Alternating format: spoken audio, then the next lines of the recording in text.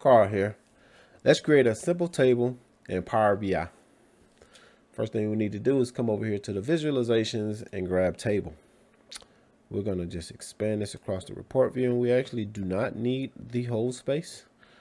So I'll just drop this in the center. And what we're going to pull in is, let's just go ahead and pull in, let's pull in our products.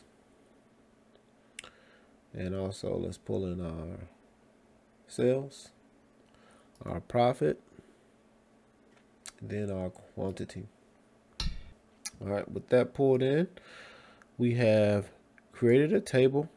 Some of the things that we can do with this table is we can sort by the product, ascending and descending.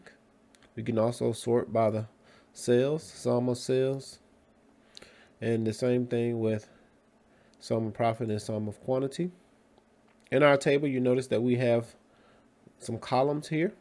We can change those column names by just coming here and saying rename for this visual. We can just call that sales. We can call that profit. And then we can call this quantity.